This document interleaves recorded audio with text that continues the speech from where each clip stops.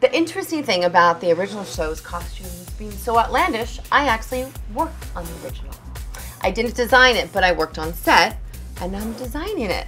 So I was gonna take this and run with it. They are, I think they're more empowered. They're a little more serious, these costumes. They're very character-oriented.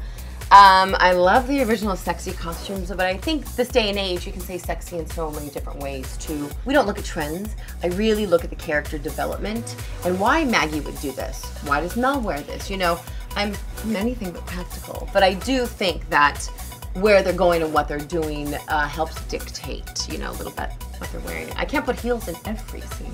Every scene they're gonna have a hat. Just kidding.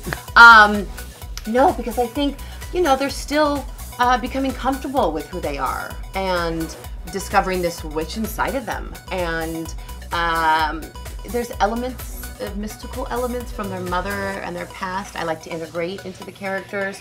And you'll see elements of the mother's, you know, witchhood, if you would say, in her accessories, in her necklaces. Well, you know how they say, like, you can wear a cape all the time. You don't have to be Superman to wear a cape and be empowered. You know, maybe that's something that we can empower ourselves from this show is like, put your black hat on, put your witch hat on, and like walk out that door and own it. So you may not see it physically, you may not be able to touch it, but when they need to, they put their witch hats on. For some reason, I end up getting jobs where people are always running through the woods in dresses. Like this Halloween episode, I'm not kidding you. I've got them in handmade dresses that we made in 24 hours. The schedule is so crazy because they're working all the time. Macy's gown in the Halloween episode, literally we started at 11 p.m. that night and we shot the next day at 4 o'clock. So as far as practicality, like it didn't come into play with these Halloween episodes, but of course they're running and the director's like, Mandi, are they gonna be in sensible shoes? And of course.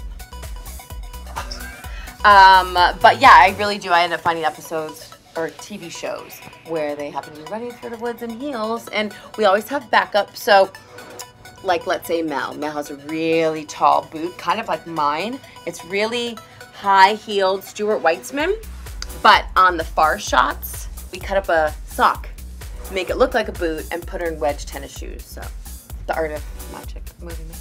I think my inspiration in general, and I've said this since day one, comes from my childhood.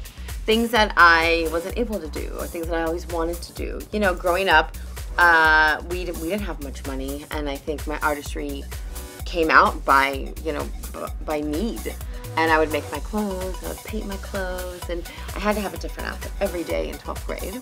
And even the Halloween episode, what you guys are gonna see is, you know, on paper, it's a goddess, it's a princess, it's a witch. But when you see it on camera, it's just not your everyday goddess, witch, and princess. So yeah, it really comes from me still expressing myself every day from my childhood.